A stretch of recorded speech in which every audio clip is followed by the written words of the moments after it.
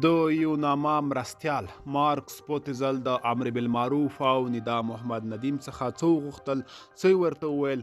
ملګرو که تاسو هم غواړئ په پوره جزئیاتو پوه شئ، ویډیو تر اخره وګورئ او د ویډیو اخر کې خپل نظر هم راسره شریک کړئ. سلام، وخت مو بخیر. پوتزل د طالبانو د امر بالمعروف وزیر ته د ښځو په تعلیم او کار بندیز لرې کړی. په افغانستان کې د یوناما مرستیال مارکس پوتزل د طالبانو د حکومت د امر بالمعروف له وزیر محمد خالد حنفي سره لیدلي او له هغه یې غوښتنې چې په افغانستان کې د ښځو په کار او تعلیم باندې دغې ډلې لګول شوي بندیزونه لرې کړي.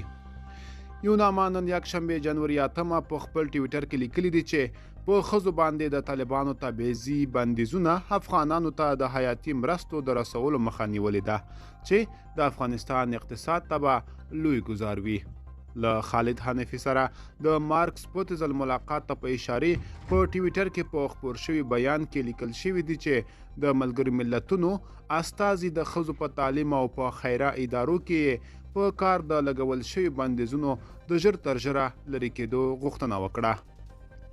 د یوناما مرستیال له تیرو څو ورځو راهیسې د طالبانو له مشرانو سره په ملاقاتونو بوخت دی.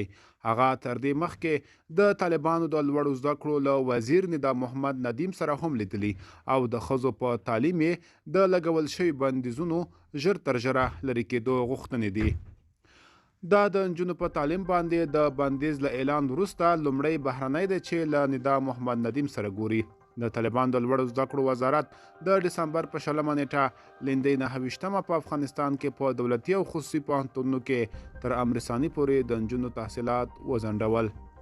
که تاسو هم د دې ویډیو په اړه څه نظر لرئ، موږ سره کومنټ کې ولیکئ. د لا ښکلي ویډیوګانو لپاره موږ سره پاتې شئ. تر بیا ښه وخت.